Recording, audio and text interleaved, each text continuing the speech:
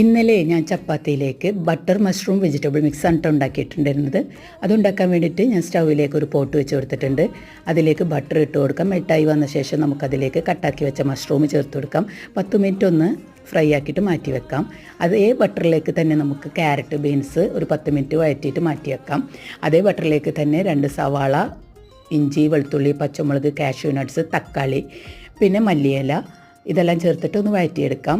Vegetable masala ചേർത്ത് കൊടുക്കാം. 1 teaspoon നല്ല ജീരകത്തിൻ്റെ പൊടിയും കൂടെ ചേർത്ത് കൊടുത്തിട്ട് ഒന്ന് വഴറ്റിയെടുത്ത് ചൂടാറിയ ശേഷം മിക്സിയുടെ ജാറിലേക്ക് ഇട്ടിട്ട് നമുക്കൊന്ന് അരച്ചെടുക്കാം. കൂടാതെ അരമുറി നാളികേരവും കാഷ്യൂ നട്ട്സും കൂടെ അരച്ച് മാറ്റി വെക്കണം. ഇനി ഒരു പോട്ട് സ്റ്റൗവിൽ വെച്ച് ബട്ടർ ഇട്ട് കൊടുക്കാം. 1 ടീസ്പൂൺ കാശ്മീരി ചില്ലി പൗഡർ ചേർത്ത് കൊടുത്തിട്ട് അതിലേക്ക് നമ്മൾ അരച്ച് വെച്ച മസാലക്കൂട്ട് ചേർത്ത് കൊടുക്കാം. എന്നിട്ട് അത് തിളച്ച് വരുന്ന സമയത്ത് വെജിറ്റബിൾസ് മഷ്റൂമും ചേർത്ത് കൊടുക്കാം. എന്നിട്ട് നമ്മുടെ അരപ്പ് ചേർത്ത് കൊടുക്കാം. കസൂരി മേത്തിയും കൂടെ ചേർത്ത് കൊടുത്തിട്ട് മല്ലിയിലയും കൂടെ ചേർത്ത് കൊടുക്കാം. നല്ലൊരു അടിപൊളി കറിയാണ്. ട്രൈ ആക്കി നോക്കാം. അപ്പോൾ ബൈ ബൈ, താങ്ക് യു.